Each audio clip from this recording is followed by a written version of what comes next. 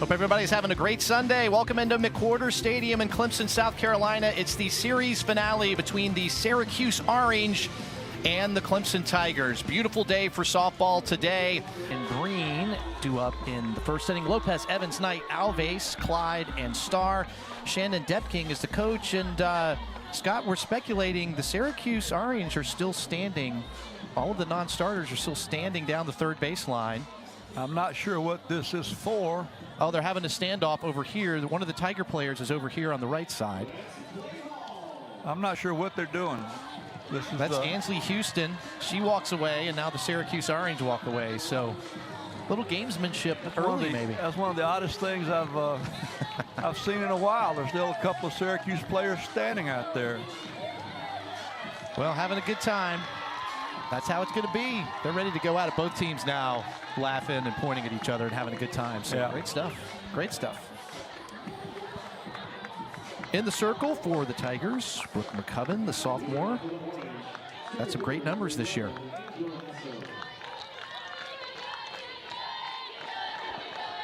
Angel Hasso steps in for Syracuse and takes the first pitch right in there, strike one.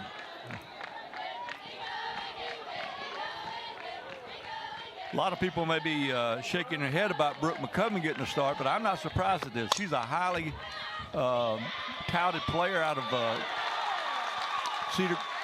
Union Grove High School down in Fayetteville, Georgia, and she's got up there and got a slow roll to start the game. That was a nice play by Davenport. We saw how quick Hasso was yesterday. You don't have a lot of time. Can't afford a bobble in any way, shape, or form, and a quick first out for Brooke McCubbin. She's from Locust Grove, not Union Grove, down in Georgia. Angie Ramos. 2 years ago, she was the Georgia High School Player of the Year. McCubbin is an outstanding pitcher.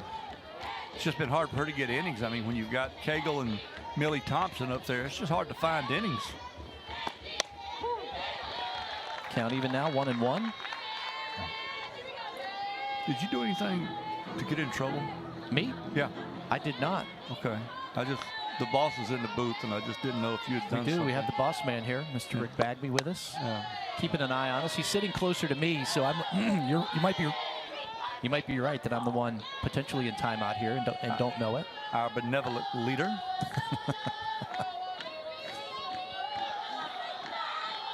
Ramos with a hitter's count, fouls it away, 2-2. Sporting a really nice haircut today. 2-2 to count. Just getting started. Another just Chamber of Commerce day in Clemson for softball. Absolutely beautiful. It was beautiful yesterday. Had a lot of violent weather come through the southeast on Friday. Game one was rained out, so they ended up playing two yesterday. And you could have not had a prettier day to play a doubleheader than you did yesterday. Another 2-2 pitch. Hit down the right field line. Long run over there for Jacobson. She makes an easy play. Out number 2. Well, that ball was tailing away from her. She did a great job of running through the catch. We talked about the speed of the outfield at Clemson, but look right here. She just keeps running, and there you are. What makes me mad is she tried it right back to her position. If I'd had to run that far, I'd have sat and rested a while. Kelly Breen steps in for the Orange. Takes strike one right on the outside corner. Would you have a chair out in the outfield? Would you be sitting? Oh, yeah.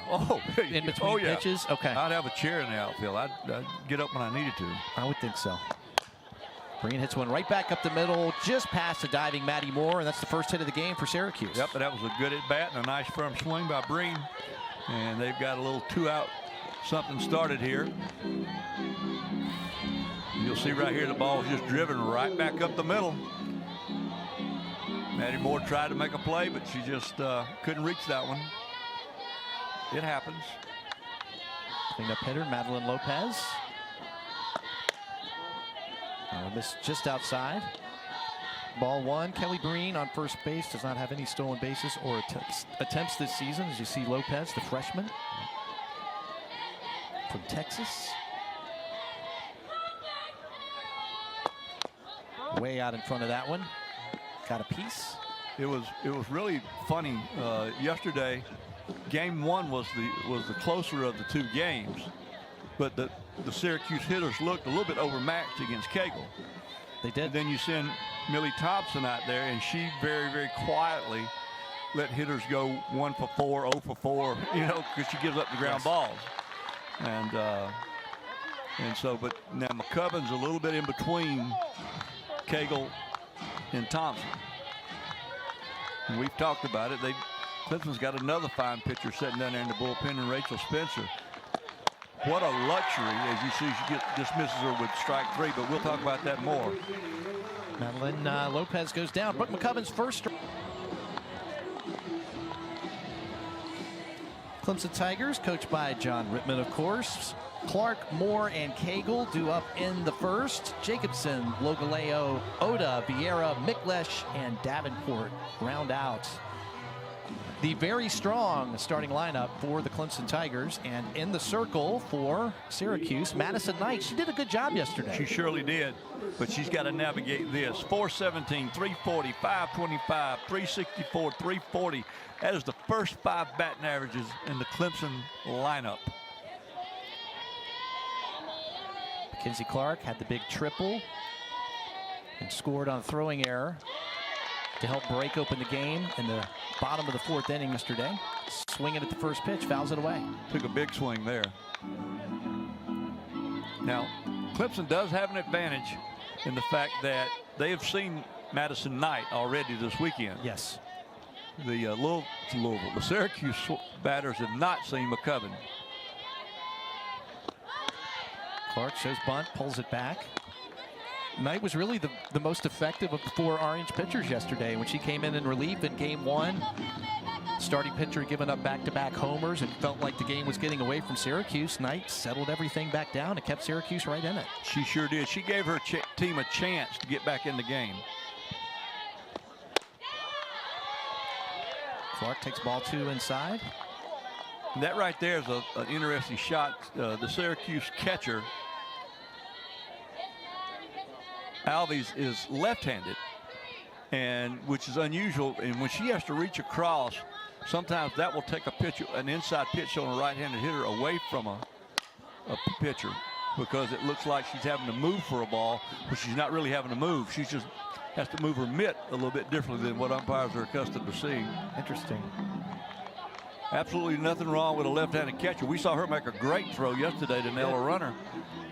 But when you pitch inside to a right-handed hitter, you got to remember now, with a lefty behind the plate, she has to reach across to receive that ball. Clark pops one towards center. Hasso calls everyone off for out number 1.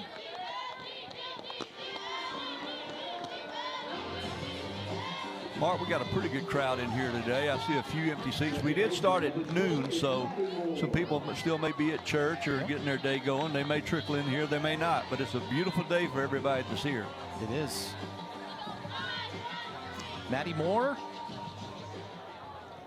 got the scoring started in game 1 of the doubleheader yesterday with her solo home run we showed you in the pregame. Takes strike 1. The berm is filled up rather nicely. Maddie, the sophomore from California. I see the crowd in Cagle's corner has showed up again. The right field line here at McWhorter Park. McWhorter Stadium, excuse me. I don't want to get in trouble. Be careful. Yeah. Well, Rick just left the booth, so. We can breathe again. Yeah. We can stop holding our breath now. He said he's coming back, so I know he be did. Careful. Cagle on deck. Moore hoping she can reach base before Valerie comes up. Good cut at that one, 1-2. Moore had one of the most interesting at-bats yesterday you'll ever see. We touched on it in our intro. She really disliked a strike call in an at-bat yesterday. I mean, really got under her skin, and then the very next pitch she saw, she hit out of center field. 1-2 to Moore, high. I would imagine Coach Rittman wishes she should get angry with more pitches. So Syracuse yesterday in both games, they weren't letting any of their pitchers go through a lineup more than one time. Are you expecting to see the same thing today? See multiple arms? I would think that would be part of their strategy. Another fly ball. This one will be taken by Ramos for out number 2. Yep. You think that's potentially what they see today? Obviously, don't want to speculate too far ahead, but that's what it seemed to be yesterday in the 2 games. The one thing that might interrupt that strategy is that McKnight was the most effective thrower they had yesterday. Yes. Against Clemson. They may let her try to go as far as she can, then make the change, as you see out there in Cagle's corner. The real orange. Well done, fellas. Cagle fouls the first one away. Yeah, we have got a bunch of orange in the ballpark. But anytime you play up here, you're going to see a lot of orange. You see these statistics, which almost look made up in many ways. She's leading the country in total bases right now, .516 batting average. Yep. That slugging percentage does not seem human. Yep. That's video game type stats there.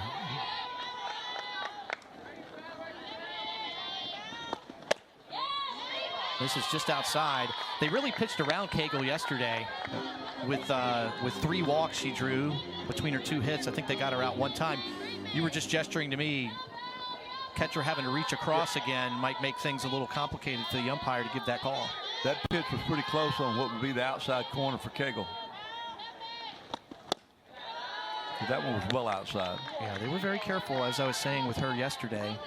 Yeah, I don't think they're in too much of a mood to let her do anything. That don't mean that she won't. Right.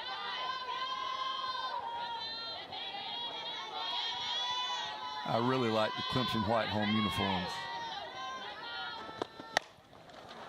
Hits that one off the fists. An easy pop to the second baseman. Breen grabs it in a very quick 1-2-3 inning for Madison Knight. We're off to the second.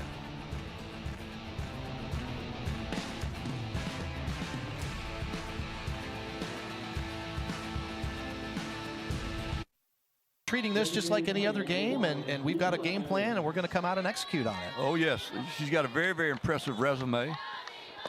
She played her college ball at the University of Tennessee, so she's accustomed to winning. We just saw a fan make a nice catch on a foul ball. Right down in front of us. That's as close to us as a foul ball has gotten. Yeah. Depkin hoping to salvage one of these 3 games against the Tigers. It's Yamila Evans looking at strike 2. Already behind in the count. It would be huge for the Orange to win a game today. It would be.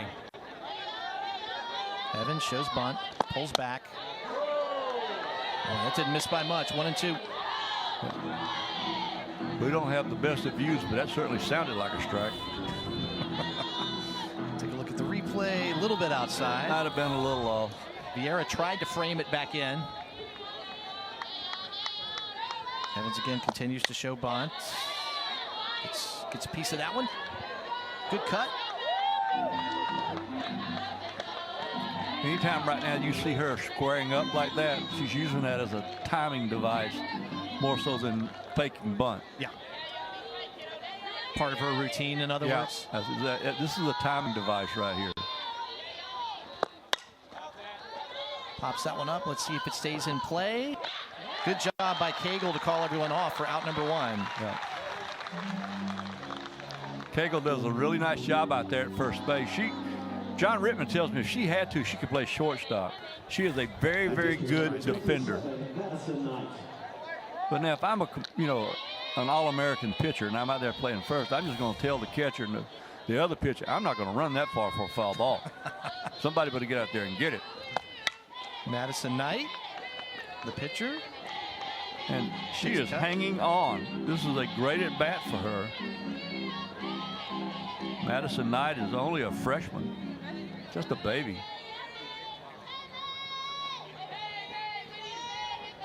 She would love to help herself out. Boy, wouldn't she? Fouls that one away. That was kind of close to us too there, Scott. Yeah, it's getting monotonous.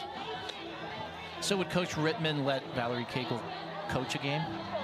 Coach again. Coach a game. Coach a game. You're talking about her playing whatever position if she asked to. The 0-2 pitch tonight. In the dirt outside, 1-2. The boss is back. We're in a problem. He's standing closer to you this time. Yeah, That's I know, all I'm and he saying. brought others with him. A little bit getting a little claustrophobic in here for me, you know. I got you, Scott. Just stay laser focused on the game. Knight gets a piece over McCubbin's glove. Gonna have to rush the throw to first, and they do a great job, man. Maddie Moore had a long way to go and not a lot of time. She just made a very difficult play look easy. Maddie Moore has found herself a home at second base. She come in on that ball, and you watch, she runs past the angle of the throw. In other words, she runs inside of first base, and she comes back across her body and makes a throw like that. That right there is something everybody cannot do. That is a special play. Layla Alves up now for the Orange. Yep. Fouls the first one away. Alves had some great at-bats yesterday. I believe she had a walk and a hit. Yes, she did. Among her efforts. That's correct. I've got my security staff checking on who these people are that's surrounding us right now. I think this may be the Bagby family, if I'm not mistaken. Certainly glad the daughter looks like the mom. There we go. So, hey, look at that. So they snuck up on us. That's sabotage, I tell you. He comes in here, starts yelling and screaming, and he comes back with his family. And this is outside, 1-2. Why don't you tell people who Rick Bagby is, for they don't know? We're just not picking on some random street person. Rick Bagby is the man behind all of these incredible broadcasts that you watch on ESPN Plus at Clemson. Yes, he is. I thought he was a homeless person. He's not? How can I answer that question with him standing here? Well, I don't know. I know this much. He married over his head. He outpunted his coverage by a mile. Off-speed pitch right in there. Brooke McCubbin has a really nice top of the second inning. Tiger Bats going to try to get going as they look at this strikeout one more time.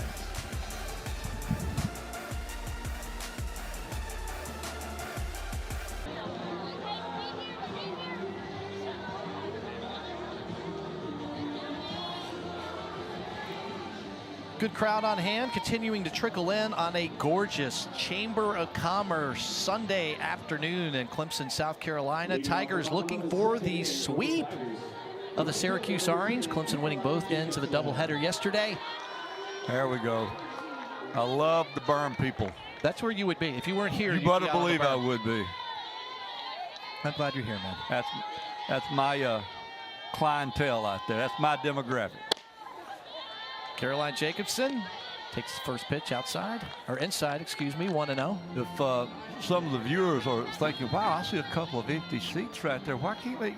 Here's the reason. All of those seats are sold. Everything, the bowl of this stadium is sold out for the year. They do have some single game tickets available, and most of those are general admission out on the berm, but you can find a few here and there. But you've got to get in early if you want to be a part of Clemson softball on the regular.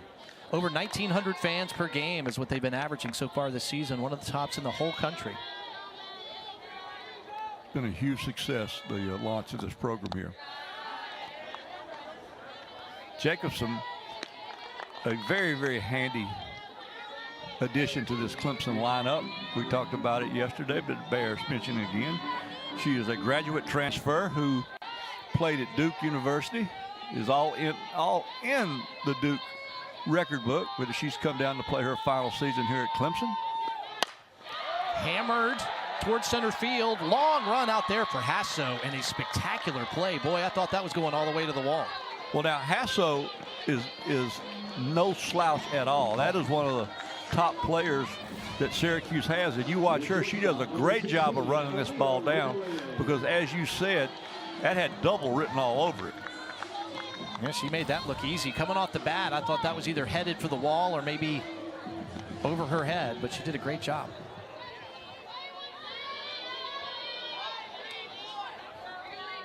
Aaliyah Logaleo steps in. She had 4 RBI in the second game yesterday on a couple of extra base hits. Looks at ball 1. Yep. Logaleo also had a spectacular diving catch in the field yesterday. The junior from Nashville. Yep. She's found herself a home as well out there at shortstop. Moore and Logaleo moved around a lot the last couple of years.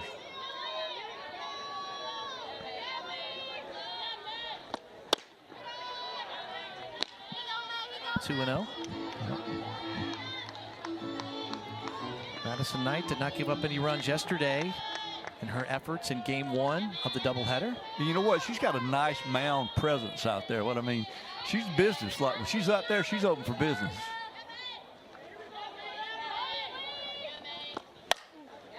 Logaleo a little late. She's not scared, I can tell you that. And that's one of the biggest hurdles that a pitcher has to get past when they're breaking in their career is feel like they belong. And she certainly shows every sign of that. Only a freshman. Right in there, strike 2. What a pitch. That was a nice pitch on the inside corner of the plate.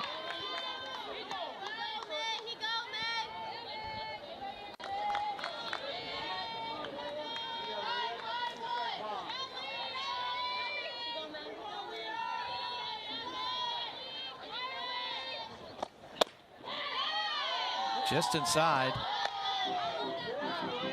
Got our first full count of the game for either team.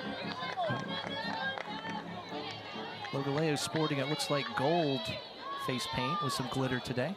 That's what we decided to go with. Scott's got the same. You had the purple yesterday like she did, and, yep. And you changed. You guys coordinated before the game. Payoff pitch, swung on and missed. So the first strikeout of the game for Madison Knight. She's been impressive so far. Done a great job so far. I mean, that's 5 hitters up, 5 hitters down. She retired the first 4 on fly balls, and then she gets a strikeout. The infield has not had to work a lick right now defensively so far. No. Except the second baseman caught a pop fly. Nothing on the ground yet for the Tigers. Arielle Oda, who had a big triple and 2 RBI in game 1 yesterday, late in that game to give Clemson a little insurance runs for Valerie Cagle to close things down in the game 1 win. She looks at ball 1. Oda, the junior from Buford. She had a big hit in yesterday's ball game, game 1.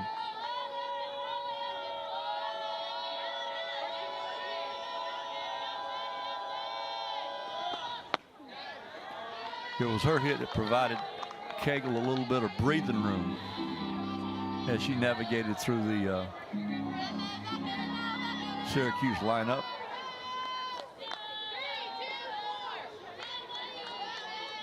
There's a shot of Johnny softball. Oda fouls one away, way out in front of that off speed.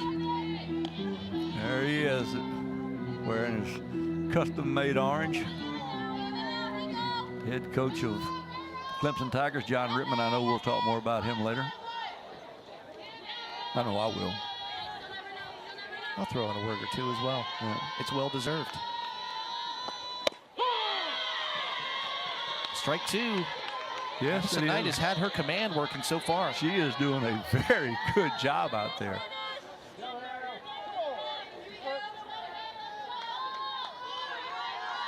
Looking over toward the dugout. Get the pitch call. Oda gets a piece. Knight takes a step over, grabs it, and throws to first. So 6 Tigers up and 6 Tigers down. We're off to the 3rd inning, no score.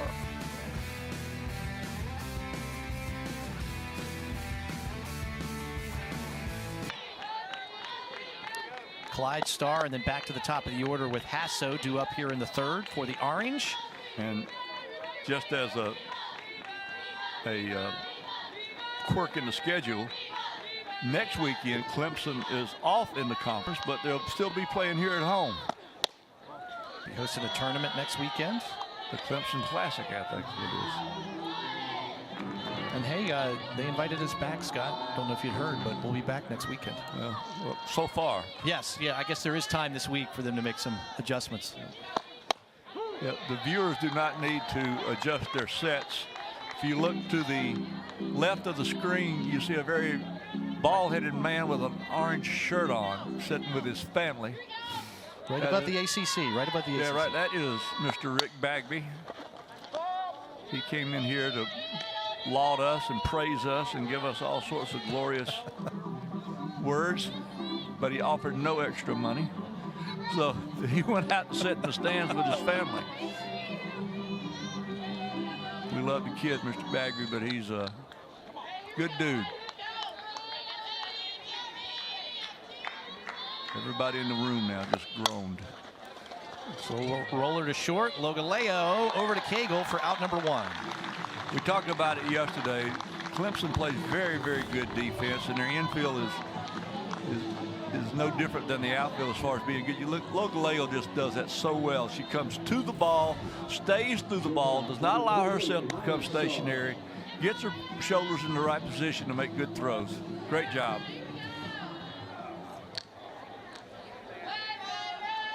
So the number 9 hitter, Ryan Starr. Pops one up. Should be an easy play for Maddie Moore. Right over the bag at second base, and a quick out, number 2. The one pitch outs, a pitcher's best friend. You better believe it. Strikeouts are overrated. Center fielder, number 11, Arielle Oda. Good play by Maddie Moore. On the easy pop-up. Back to the top of the order, Angel Hasso. With the slow roller to third, her first time up. Again, she had a couple of hits yesterday. You've seen her play well out in center field. She's a player for the Orange. She sure is. I'm very impressed with the way she plays. Hasso wants to see if she can get something cooking here with 2 outs. Hit towards center field. Mackenzie Clark. Yeah, she just glides, doesn't she, out there? She did. Made a difficult play look easy. Tigers coming up. Still no score. Headed to the bottom of the 3rd. Great choice when they hired him to upload this Clemson softball program. The whole thing has been a huge success. The game experiences here are great. The facility is magnificent, and winning is fun. Vieira, Miklesh, and Davenport due up here in the 2nd inning. Abby Vieira, the sophomore from Mission Viejo, California. Behind the plate for the Tigers today as well. Notice how Vieira holds that bat almost completely vertical before she starts her swing. It's one out toward left field. Ramos is there for out number 1. Yep. So far, and of course we're only in the bottom of the 3rd inning, but the Clemson lineup has not hit a ball hard yet. It's been 7 up and 7 down as the freshman Madison Knight in her 2nd outing of the weekend. Well, I guess the even ball stronger than she did in the 1st. I'm sorry. I guess the Jacobson did hit that line. Jacobson, the one that was caught out in center field, was hit pretty firm. Ali Miklesh swings through the first one. She had a couple of hits yesterday on bunts. I'd put one down in the infield. If she can lay the ball down in the infield, she's so quick to first base, almost impossible to throw her out. I'm surprised she's not trying to attack it now. We may see her try to attack it now. Clemson would love to get her on base. Yep, she was running through as if she was going to slap the ball. That's got to be tough when you're at third base and you're halfway down to the plate. Instead of a bunt, you see someone running up to slap. You better believe it. Miklesh transferred in here from Wisconsin. Swings through that one as well. Strike 2. Going right through that. Both pitchers kind of having their way today. So far, just the one hit. Yeah. From Kelly Breen, that single back in the 1st. It's all we've seen for either side so far.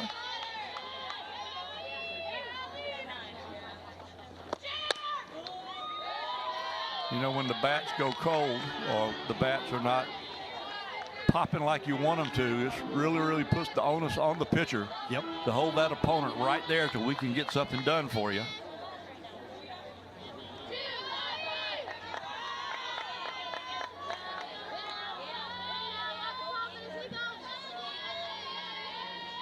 2-2 from Knight. Tie, we got a full count. McCubbin knows her job is to get on base.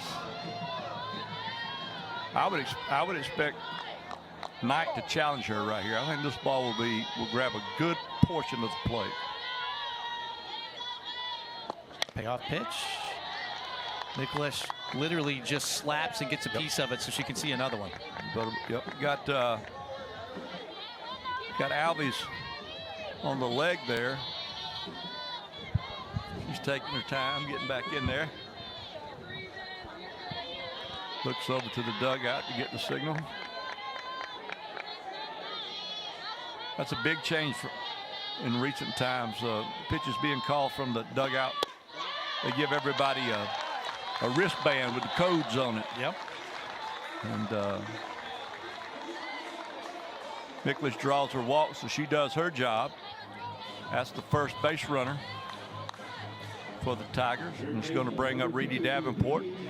The third baseman's a transfer from Florida Gulf Coast University down in Fort Myers, Florida. Beautiful, beautiful place down there. McCubbin does have 5 stolen bases on 6 attempts, so we'll be keeping an eye on the base paths. Tigers have been aggressive all weekend. We'll see if it continues here. Davenport takes strike 1. Reedy Davenport, known for her defensive prowess. She was a 2-time Defensive Player of the Year in the ASUN Conference. But this year for the Tigers, she's also been a very, very positive addition offensively because she's hitting .385 right now. Boy, throw behind. McCubbin down at first base. She goes scrambling back. Now that is one advantage a left-handed catcher has, is making snap throws to first base. Got back in just fine. See, she got back, yep. But again, you might make her think just that extra amount. Cause some delays on the base pass.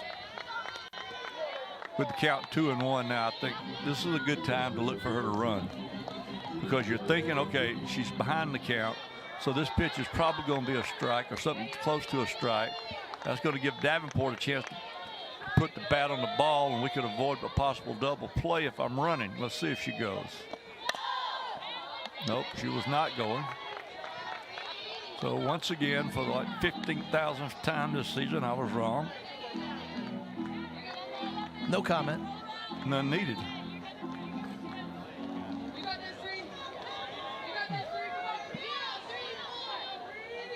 So again, you see McCubbin over there at first base. First base runner of the game so far for the Tigers. Davenport hits one to second. Toss to the shortstop, over onto first, double play. Fantastic defense for the Orange. And that'll be it for the Tigers in the bottom of the third. We'll take one more look at it as we head to break. Still scoreless in Clemson.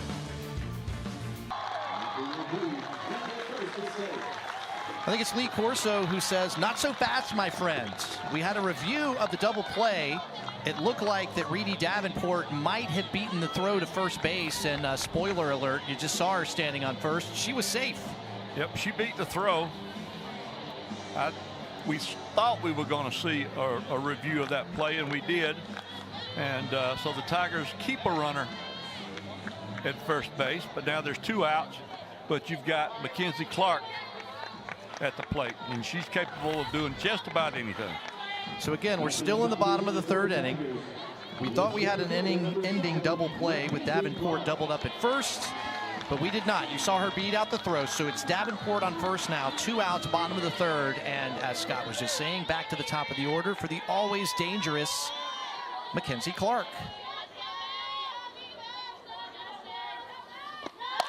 Clark hits the first one high and deep towards center field. Hasso back to the wall, makes a spectacular catch up against the wall for out number 3. What a play by Angel Hasso.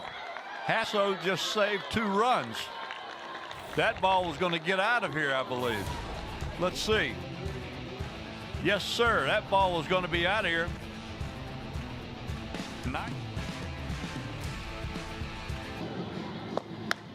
Back into the top of the fourth, and you'll be hard-pressed to see a better defensive play anywhere than the one just made by Angel Hasso.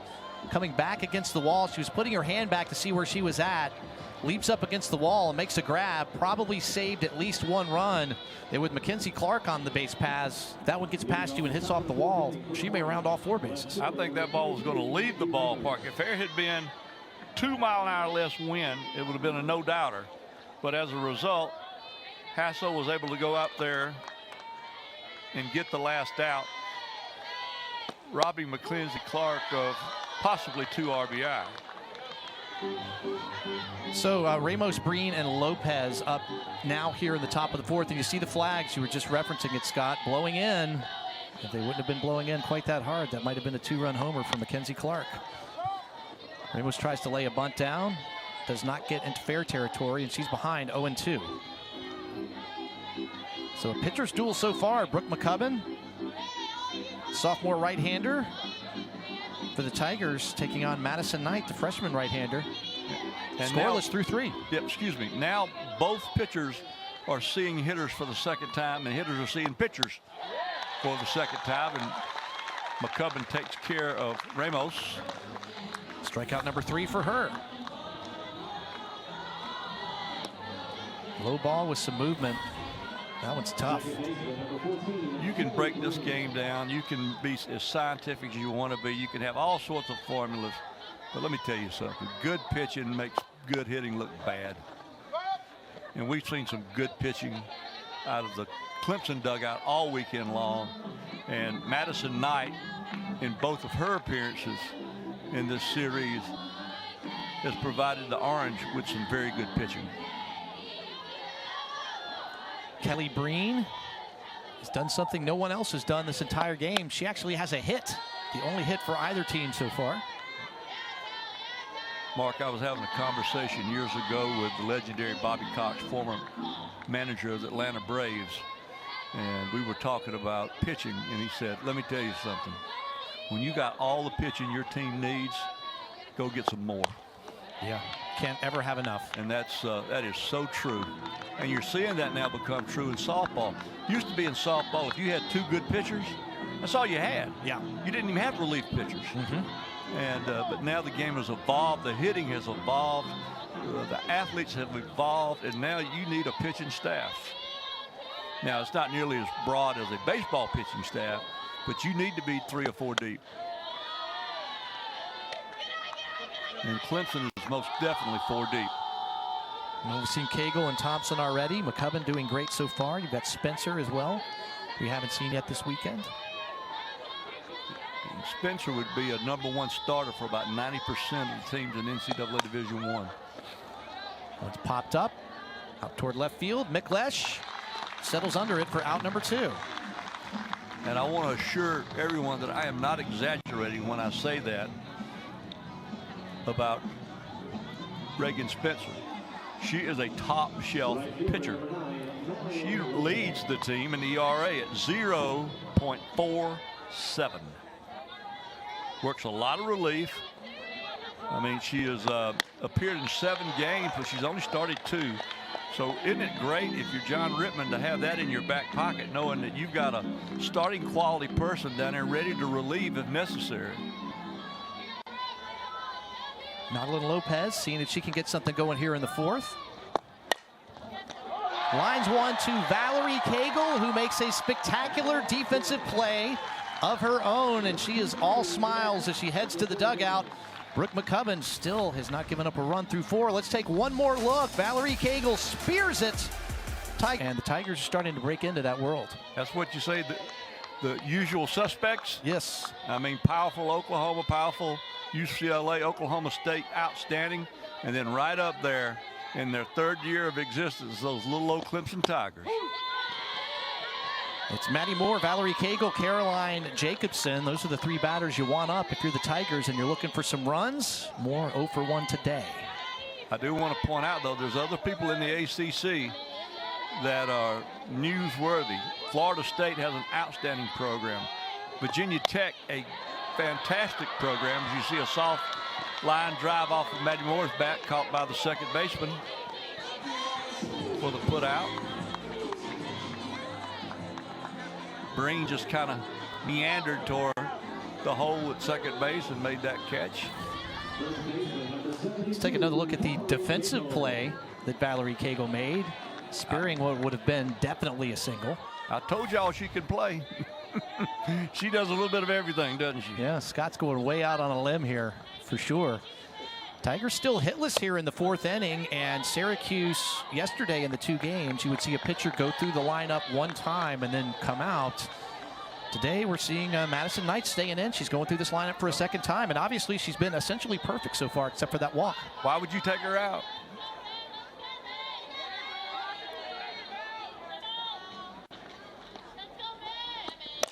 Cagle way out in front. Yeah, that was hit sharply, but well foul. There's Cagle's corner right down the right field line. They've got a broom out for the sweep of the series. They have a net. Got a hard hat out there today. They do. So look at that. Everybody looking. You need one. You need the hard hat if the ball comes your way. There's somebody out there working the Twitter machine. Cagle shows bunt. Pulled away in time. The infield plays so far back on Cagle. It's good to show that every once in a while, if nothing else, to keep them honest. Oh, yeah, because she runs well. And Clemson's trying to do anything right now to punch a hole in that 0 under the hit column. They've hit a couple of balls sharp, but not much. Cagle hits one back up the middle, and that will be the first hit of the game for the Tigers. That's your basic base hit. And we're going to see a pinch runner come in for Cagle. She's too valuable a piece of property to have out there meandering around the base paths unless it's absolutely necessary. Bounces that one just over Knight's glove. Starr making the diving effort from shortstop. It would not have mattered, I think, even if she would have made the play. No, even if you're correct, even if she smothers that ball, nothing happens. Julia Baumhart. We saw her pitch run yesterday.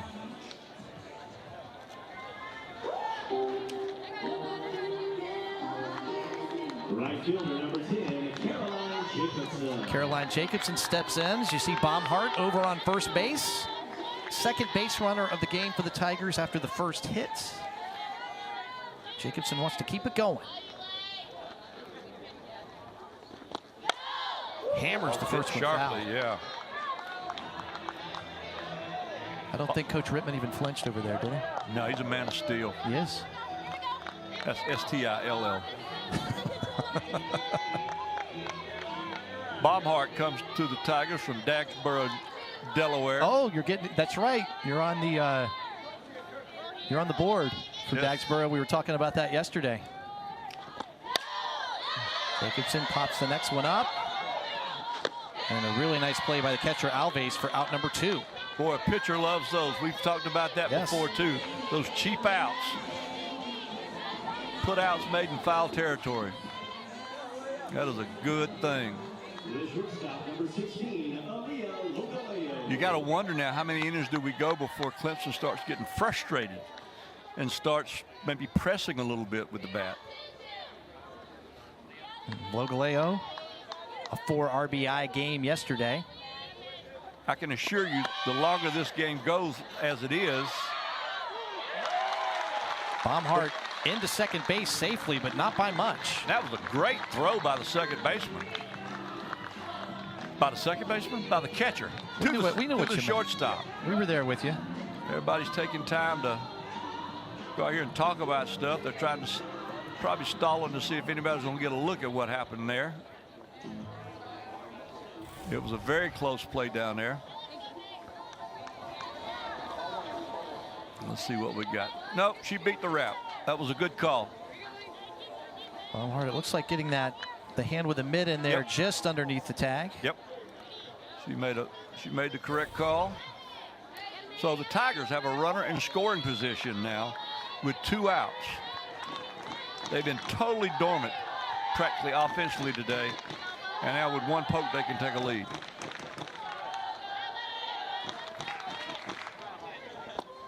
Logaleo pops it up. Third baseman Clyde right over near the bag at third base. So Madison Knight has her 4th scoreless inning. We're headed to the 5th. Whose bats are going to wake up first?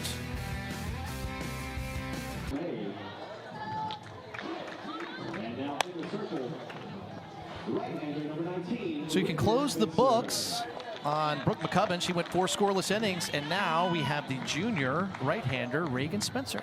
Yep, we talked about it earlier. This is a quality pitcher. She leads the team in ERA. Last year, she led the ACC in ERA. She comes in here with a very stingy 0.47 ERA. And she is outstanding. On most teams, she'd be a #1 starter. So Evans, Knight, and Alves, that's 5, 6, and 7 in the order for Syracuse.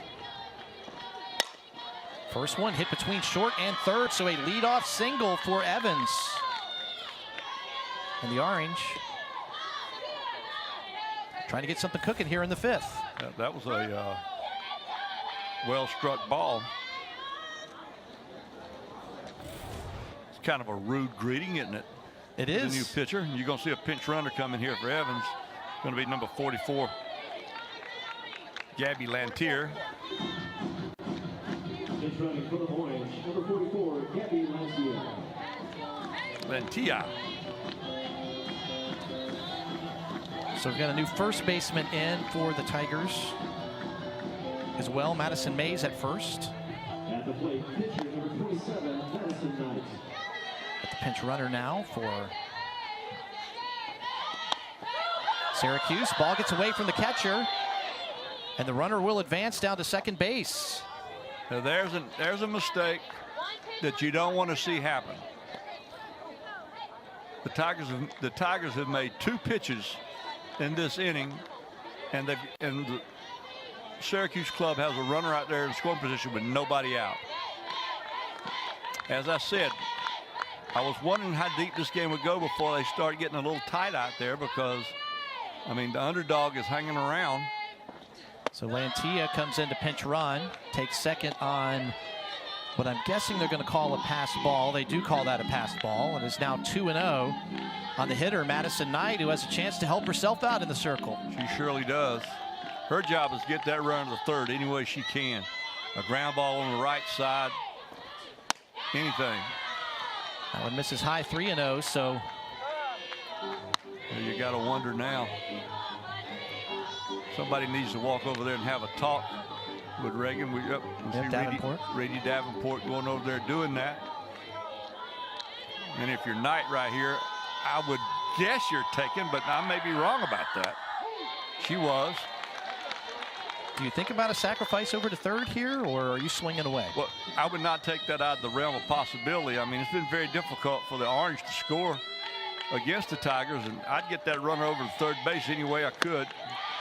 Now it's first and second, so Regan Spencer has pitched herself into some trouble here in the top of the 5th. Yep, things have gotten very ugly now. I think you may see a bunt in this situation now. Most definitely, I think would be a possibility. I don't know that Alves butts a lot or not, but I would think she's going to be asked to do that now. And we're going to see another pinch runner come in for the Orange. That's going to be number 8, Kate Durazio. So we got a couple of pinch runners out there at first and second base. So it's Lantia, who pinch ran for Evans at second, and Durazio, who pinch ran for Madison Knight at first, and Layla Alves bunts. Quick throw over to third to get the lead runner. Very well played defensively. That is a great play made by a veteran defender at third base. Reedy Davenport knew exactly how quickly that ball got to her, and she knew she had time. Logaleo doing her thing. They get the force at third and keep the Orange with the force play intact. And right now you see the pitching coach for the Tigers out there having a chat with Regan Spencer. And I'm sure that Kyle Jamerson is just checking on to be sure everything's all right.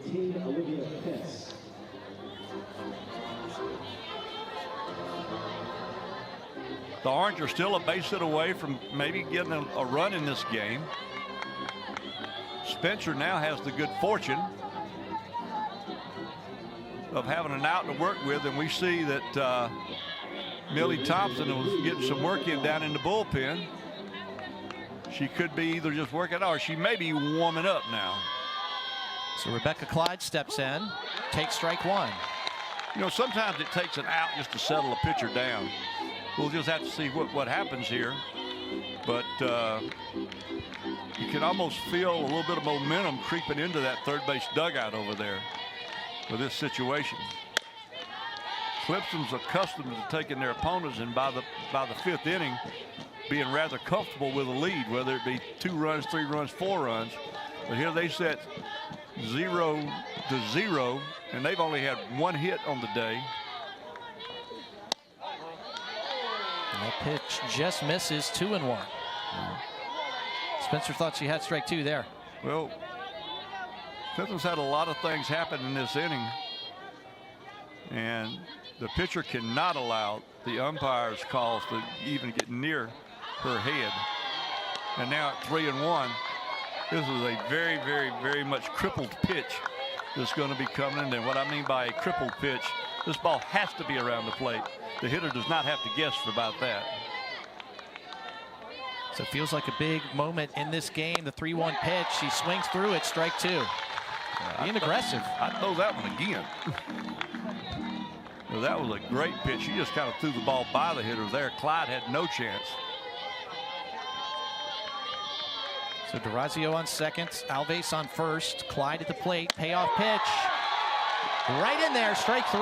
What a pitch. She painted that outside corner, and if you're Clyde, you cannot take that pitch. That was a big, big moment in this game to take a pitch.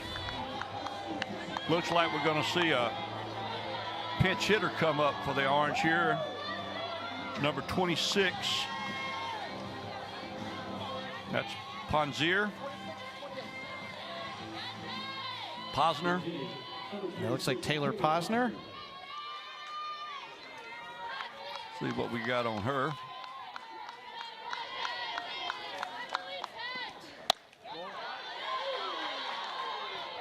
She looks at ball 1.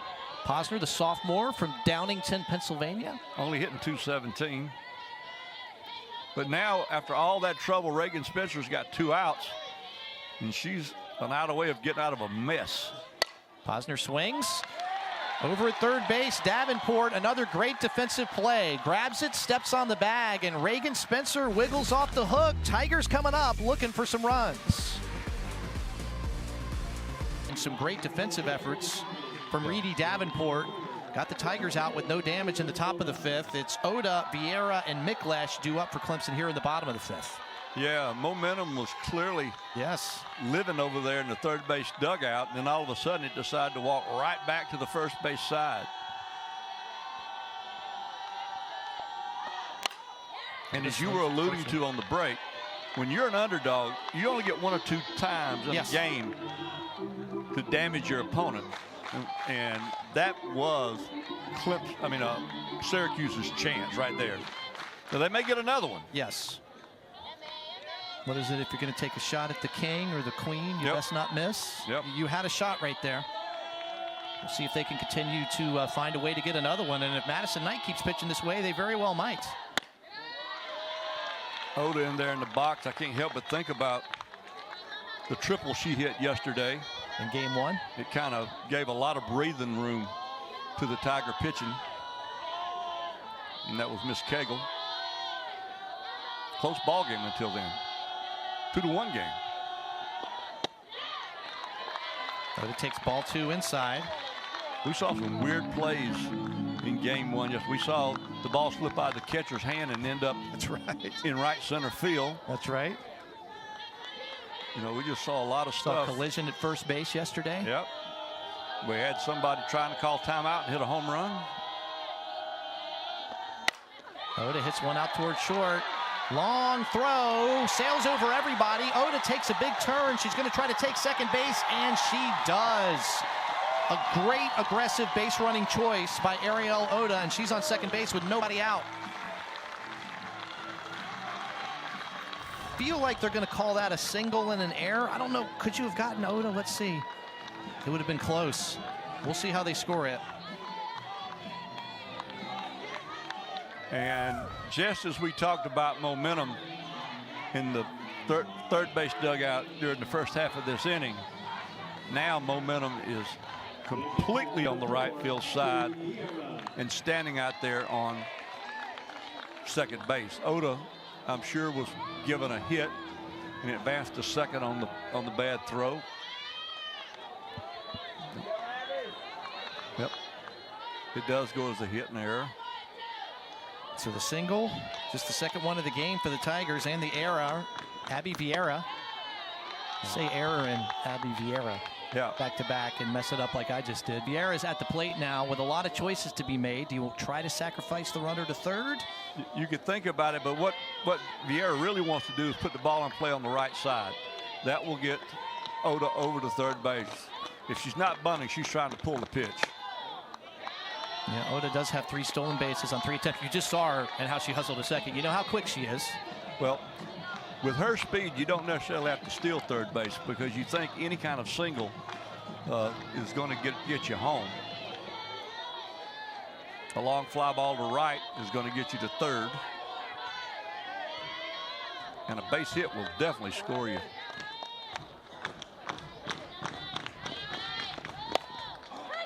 Hit towards short. Looks the runner back. Throw to first. Barely get Vieira for out number 1. And that was the least place you wanted to hit that ball on the ground in the infield. It was easy for them to check the runner. Oda did a great job. And the shortstop did a very, very good job. That's Ryan Starr out there. Now, I fully expect this ball to be bunted, even with 1 out. Kylie McLeish shows bunt, puts a nice one down, throw over to first, and she is safe. Runners on the corners, 1 out. She's so fast. That is a very nice job of execution there. The pitcher Knight did all she could, but McLeish just outruns the ball. And that's 3 times, I think, this weekend that we've seen her. Yep. Literally, if she can just get the ball into fair territory, she's getting down to first base. She's so fast out of the box. Madison Knight did a really good job of fielding her position out there. Now, if you're Clemson, you got all sorts of possibilities now. You got runners on first and third, maybe the fastest base runner on your team at first base. You could very easily steal second. Yes. You could do just so many things. You could even think about squeezing right here, if it's what you want to do. You're way down in the batting order. Reedy Davenport coming up now. But Davenport handles the bat very well. He does. Although most people wouldn't notice it or know it, but she's made the defensive play of the game by fielding her position and making that force out at third base on the bunt attempt. And so there's a lot of big things happening out there right now. And this is a game of cat and mouse right now, a little game of chess going on here. Will she squeeze? Will she put the ball in play? Will she take a pitch to let McLeish have a chance to steal second?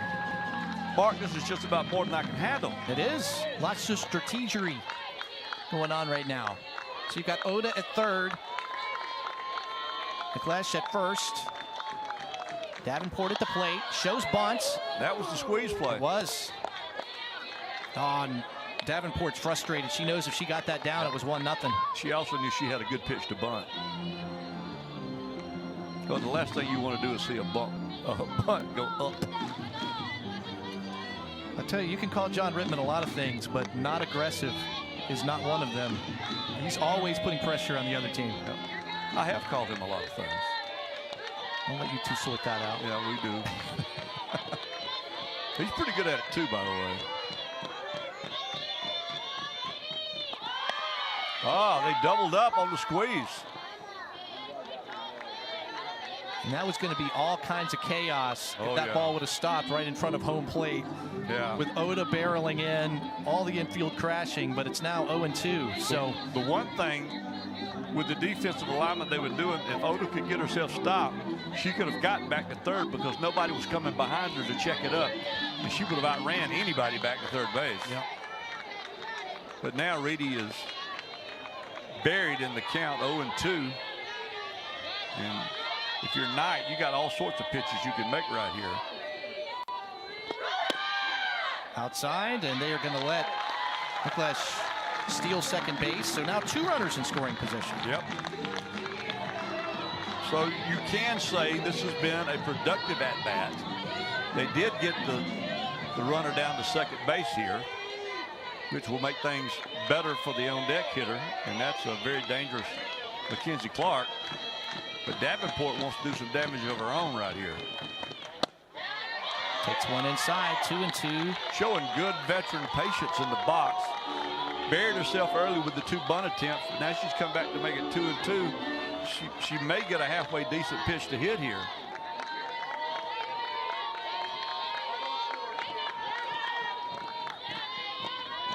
The grad transfer, Reedy Davenport.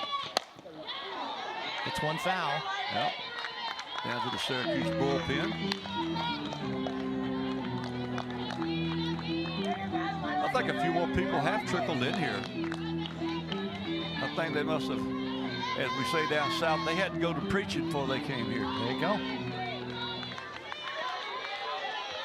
Lots of folks out on the berm in the general admission seats, hoping the Tigers can find a way to get on top. Davenport takes ball 3. What an at-bat for Reedy Davenport. Yeah. After fouling off 2 bunts, showing herself to be a veteran. down. Yeah.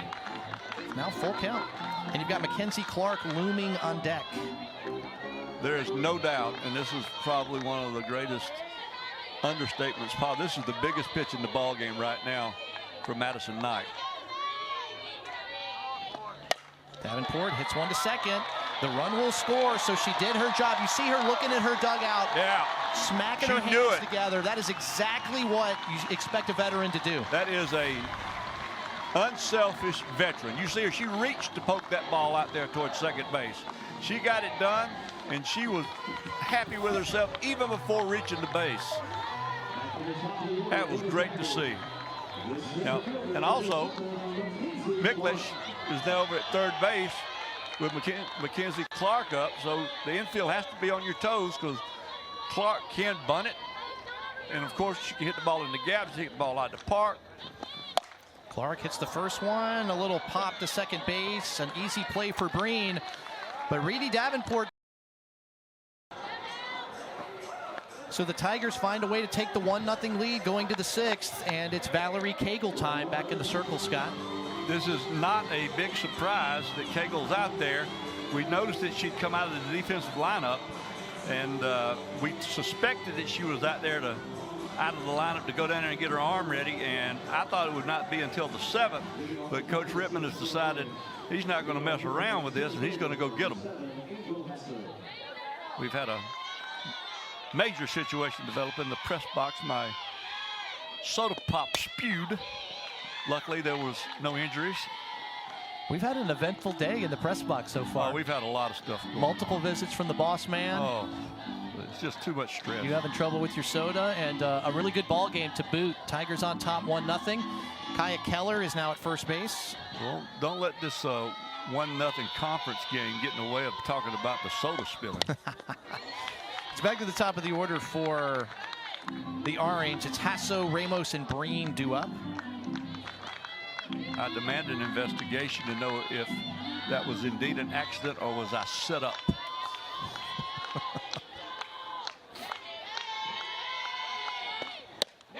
Swung on and missed, strike 3, so Valerie Cagle comes in. 1 batter, 1 strikeouts. That was very Cagle-ish right there, wasn't it? It was. Motored down.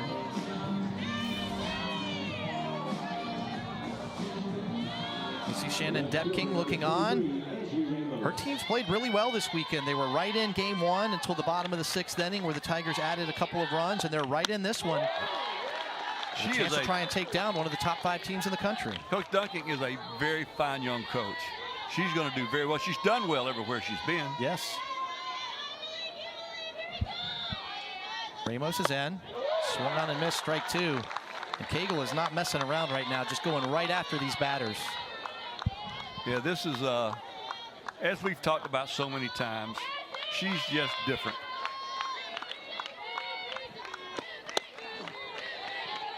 This is outside. Cagle does have 1 save already on the season. McCubbin has 1 as well. Yep. The Clemson team ERA coming into this game was 0.78, and obviously has improved on that so far. They're well documented. They're a good staff. I mean, it's just very well documented, and they go about proving it practically every game. Misses outside, 2-2. Tigers trying to sweep the Orange. They won a doubleheader yesterday. Trying to start off 3-0 in the ACC and pick up their 20th win in 21 games this season. Ball hit slowly toward third. Throw over to first for the out. Another nice play by Davenport. And I don't know if we noted, but perhaps you did. Kaya Keller in playing first base. When they re-entered Cagle into the lineup, that had to be the end of the day for the first baseman that had come in to play for Cagle, Madison Knight. Kelly Breen steps in with 2 outs. She has 1 of the 2 hits for the Orange so far today. One thing that John Rittman does, and his teams do, is he uses his roster. I mean, he is not afraid to plug somebody in, pull somebody out. And what a luxury it is to have something like number 72 on the mound. See Breen's nice numbers on the season.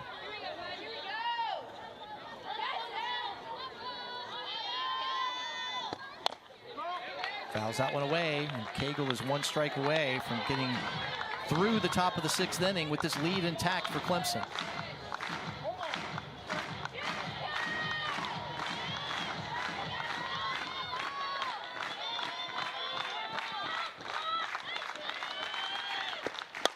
Off speed, hit foul. Yep.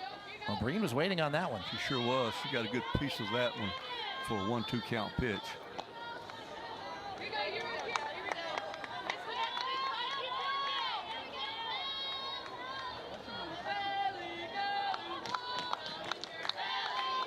Partner, we saw an oddity. We saw a 1-run inning out of the Clemson offense. That's true. It's usually the crooked numbers. We talked about it. It's been crooked numbers all weekend. 2s or 3s every inning that the Tigers have scored in. I think a couple of Tigers thought they had hit or struck out there. But the count's evened up at 2-2. I think Cagle's coming full gas right here. This is a little low, 3-2. And it was low. Madeline Lopez, the cleanup hitter, is on deck. Valerie Cagle would rather see her in the top of the 7th.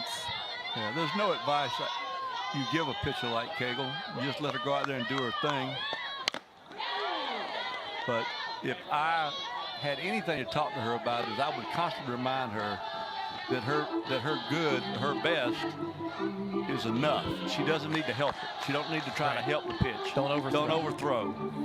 And she just needs to relax, because with her velocity and her location, I mean, the odds are all in her favor. I mean, sure, that hitter could run into one, but the odds are in your favor. Cagle to Breen. Breen stays alive. What a great at bat. Good job. Yeah, she's doing a really good job of making them work for it. Look at that photographer we got out there in center field. What a great job. Yeah.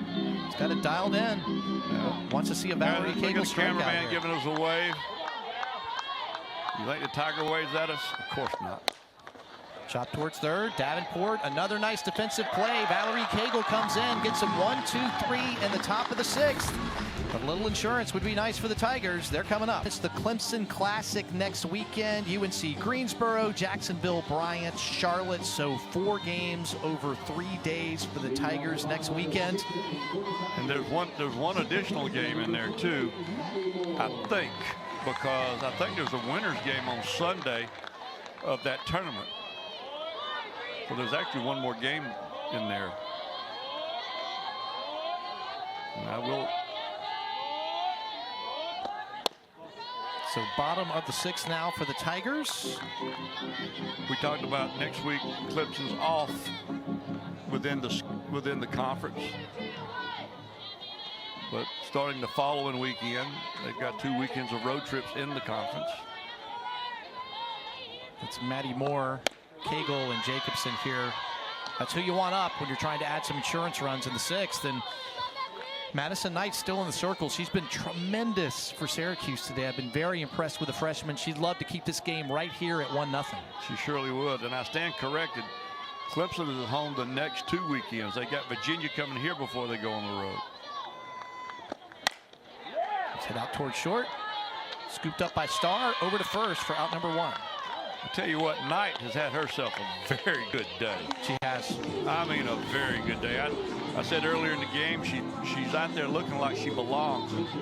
And I haven't changed my mind at all about that.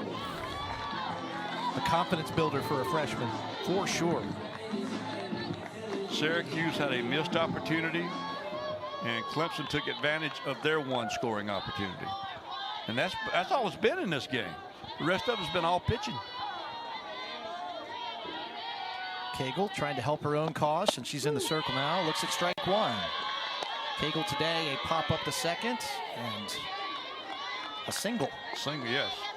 And I was just thinking after I saw the replay of that pitch, you don't want to do that again. If you throw her that pitch again, it will be 2-0.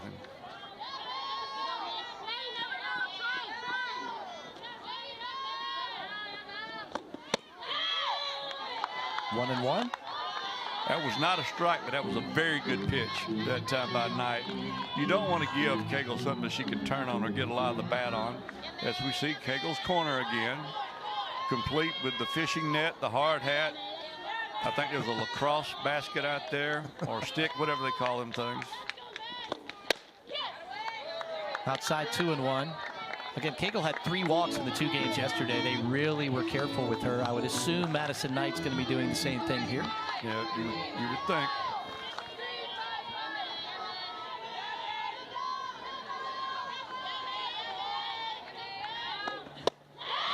Well, it came right after her there. Strike 2. Very nice pitch. 2-2 count.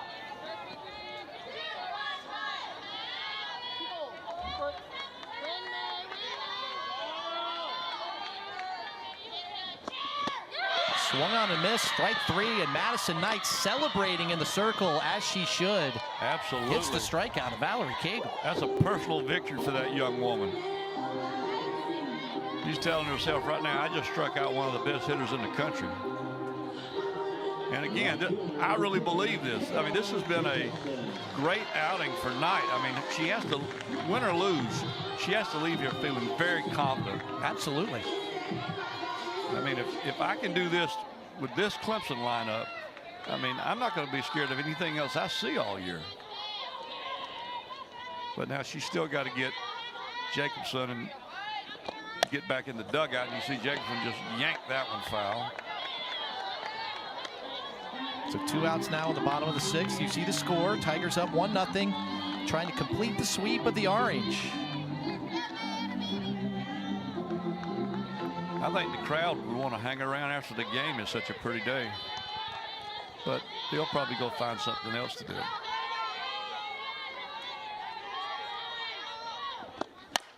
Jacobson hits one hard out into left center field. Hasso's got a long way to go. Jacobson a big turn and well played defensively in center for Hasso to hold Jacobson to a single. Yeah, she took a big turn, but she put the brakes on.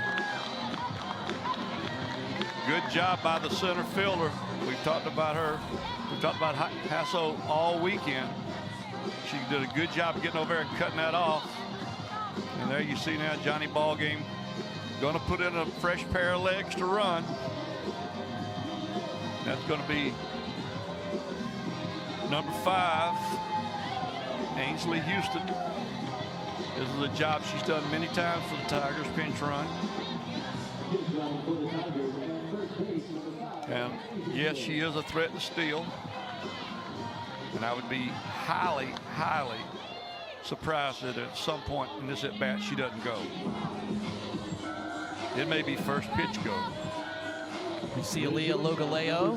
She had such a big second game yesterday with the 2 hits and the 4 RBI. That's a great name right there, isn't it? It is. Just fun to say.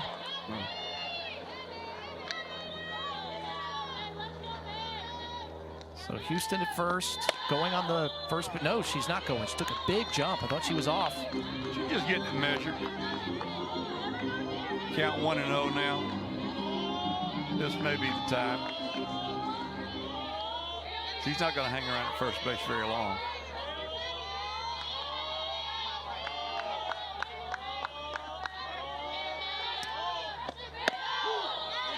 That one's right in there, strike one.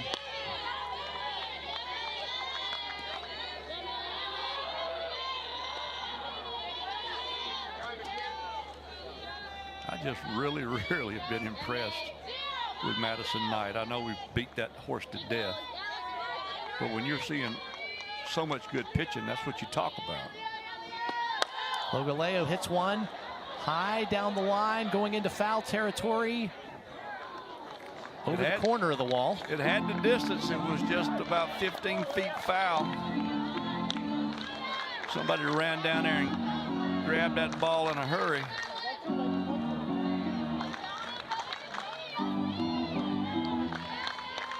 So 1-2 the count now. I can't believe that she's not ran yet.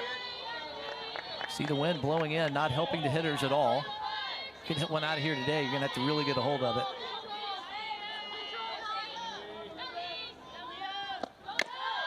Logaleo tips one into the glove for strike three. So Madison Knight did a spectacular job. So Syracuse, they got a nice little trip next weekend. The Lance Up Tournament, hosted by California Baptist. They've got UC San Diego and Harvard as well. Yep, a long way to go to play some softball. It should be good weather out there. Yeah, well, when you're from upstate New York, it takes a while before you play at home. So Lopez, Evans, and Knight are the three orange due up against Valerie Cagle, who is 3 outs away from helping Clemson secure a sweep in this opening series in ACC play. 1-1 to Lopez. Cagle's job is very simple. Mow them down. And you know what? After all is said and done, I think Reagan Spencer stands a chance to win this game. Because she pitched the half inning before the run was scored. Cagle came in the top part of the 6th. She did. And the run was scored in the 5th. Ergo. And a hit off the end of the bat. Logaleo fires to first. Keller grabs it, out number 1. Nice job right there getting the hitter to beat the ball into the ground. It's 3 straight grounders to short for Valerie Cagle. She'll take them, especially when you've got a great defensive shortstop like Logaleo. Logaleo did a great job. She does a lot of things right out there defensively. So does the entire infield, for that matter, of the Clemson Tigers. I mean, Maddie Moore, we've already talked about in second. And I mean, Reedy Davenport is just clutch with the glove. I mean, that's what she does. Yamila Evans fouls the first one away.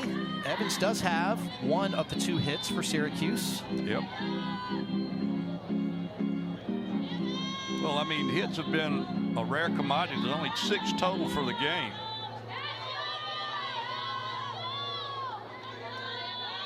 The Orange have 2, the Tigers have 4. Been a couple of walks sprinkled in there, but not too many. It's been a very fast-paced game thus far.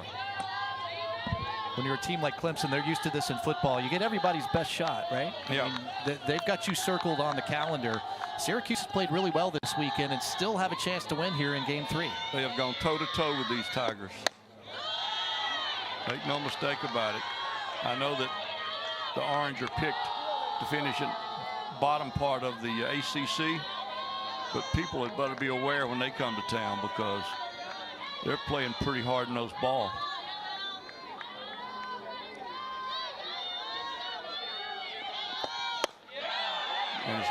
And as long as they've got an out, they've got a chance.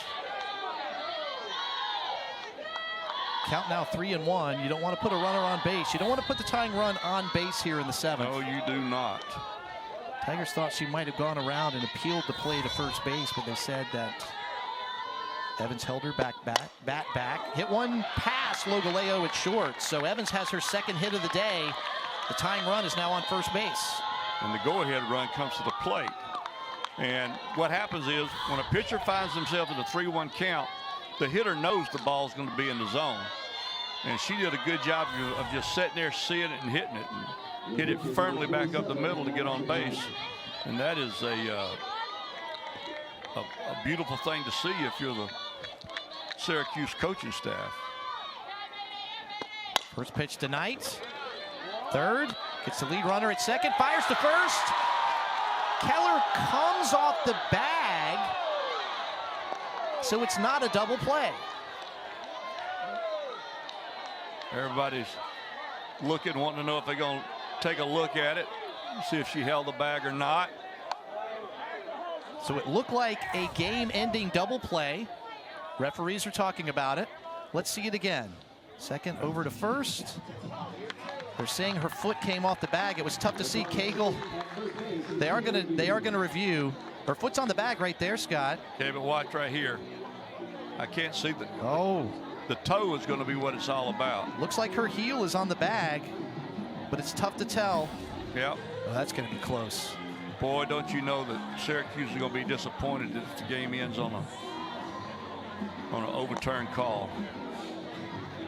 So the Tigers are hoping the call is overturned. It may be overturned.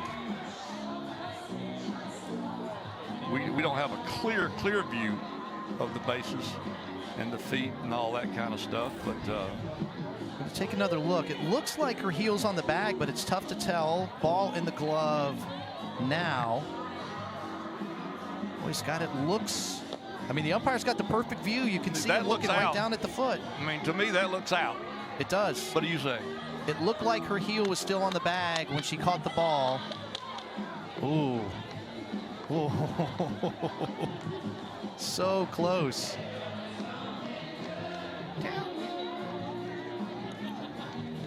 Gonna have to see. Boy, is the heel up right there? It looks like it might be. Boy, that's close. It is. You may not be able to overturn that one now in retrospect. Particularly with that view right there. Here's a better view. Maybe this may be the best one. There's a catch. And that toe looks like it's on the bag there now. The heel may be up. It looks like the toe is on against the bag. It does. So I think that, man. Now I have predicted it's going to be overturned, and I've also predicted that it's going to be it's going to stand. You're covering all the bases here, Scott. So when they come back out, you're like, of course. The only thing I'm leaving open is if somebody says we're going to do a do-over. Yeah, there we go. And if we do that, then everybody's going to be all upset, and the whole afternoon's going to be shot. So Keller was going for the big stretch, right, to give more time. She didn't have to stretch. No, she didn't. I mean, they turned it so quickly. Yeah, she stretched too early. Yes. So it's either ball game over. If you feel like her foot is on the bag right here, then Clemson is a 1-0 winner. If you feel like her foot is not on the bag right here, then Layla Alves will be coming to the plate. But can you overturn it? Now, the call was safe. Call was safe. I truly can't tell. Which would mean if you do not have clear evidence, then you're not going to be able to overturn that shot right there gives us a chance to thank all of the camera people, all the technical folks that make these shows go. Great shots by our crew, by the way. Good job on the replay. Down the third base side there. Look at the fans. They're all there. They're getting a drink of water. Here come the umpires. They're either going to say safe or out. Let's see what the call is. Out at first base, and the Clemson Tigers have won Game 3 of the series by a final score of 1-0. You see Valerie Cagle all smiles. The Tigers all smiles. The call is changed. Double play stands. Clemson is your winner. What a great weekend for the Tigers, Scott. They did exactly what they needed to do. When you're one of the top-ranked teams in the country, you got to take care of games at home. They came in here, a very game Syracuse program, but Clemson Tigers came in here and they won 3 games. They sit 3-0 in the conference right now. They're exactly where they want to be.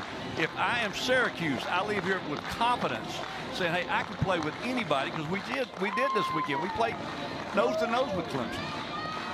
They did. Tigers take game 1 4-1 yesterday. Game 2 yesterday was 8-0, and then Syracuse gave them all they could. But the Tigers scratched a run across late in this game, to win the third game of the series and secure the sweep 1-0. Tigers will host Mercer on Wednesday night right here at 6 o'clock, and then they host the Clemson Classic next weekend. The Tigers are 3-0 in the ACC. They'll be celebrating for the rest of their weekend. For the cast and crew here in Clemson is Scott Whitlock.